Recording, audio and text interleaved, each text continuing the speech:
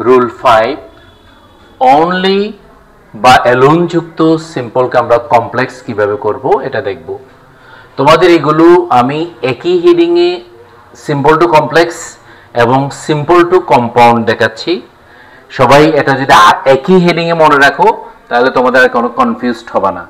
একইভাবে সিম্পল থেকে কমপ্লেক্স, একই হেডিং দিয়ে আমি সিম্পল থেকে কম্পাউন্ড দেখাচ্ছি, তাহলে একসাথে দুইটা কাজই হয়ে গেল। আমরা দেখব অনলি বা অ্যালোন যুক্ত সিম্পলকে কমপ্লেক্স কিভাবে আমরা করব।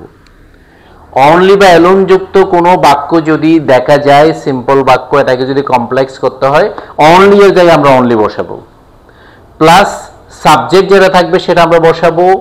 সাবজেক্ট সিঙ্গুলার হলে ব্যক্তিবাচক বা আল্লাহ এই নামগুলোর ক্ষেত্রে হু বসাবো, বস্তুবাচক যেটা থাকবে সেক্ষেত্রে আমরা হুইজ বসাবো। Simple, plus verb plus extension. যেমন আমরা একটা এক্সাম্পল দিয়ে বুঝবো যে এটা কিভাবে হয়।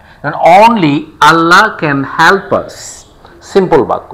এটাকে যদি আমরা কমপ্লেক্স করি একদম সিম্পল, আমরা অনলি জায়গায় অনলি রেখে দিলাম, সাবজেক্ট আল্লাহের জায়গায় আল্লাহ থাকলো, সিঙ্গুলার যেহেতু আমরা সিঙ্গুলারের ক্ষেত্রে হু দিলাম, তারপর বাকি ভাব সহ সব বসিয়ে দিলাম।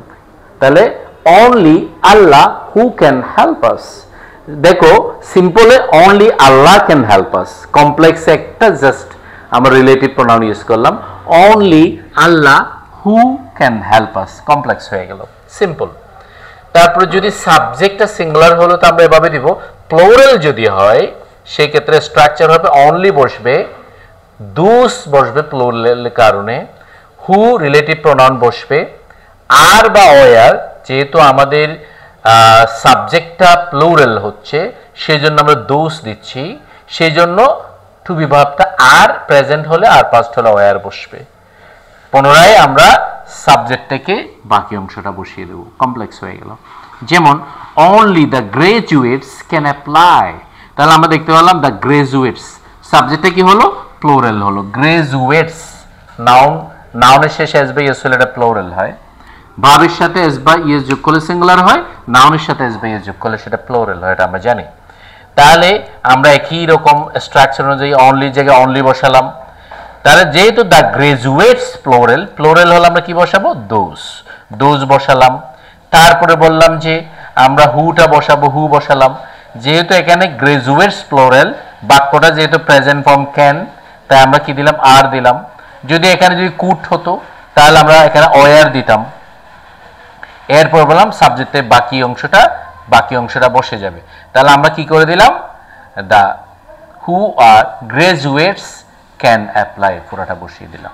তাহলে আমরা টোটাল বাক্যটা হচ্ছে কি only those who are graduates can apply.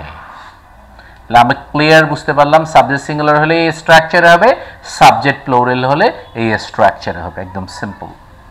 আমরা একই হেডিংটাকে সিম্পল থেকে কম্পাউন্ড করে ফেলবো। তাহলে অনলি বা অ্যালোন যুক্ত যদি সিম্পলকে আমরা কম্পাউন্ড করি, অনলি বা অ্যালোনের জায়গায় একদম সিম্পল নান বাট আমরা বসাবো, নান বাট বসাবো, প্লাস সাবজেক্ট থেকে বাকি অংশ বসে যাবে, নাথিং এলস।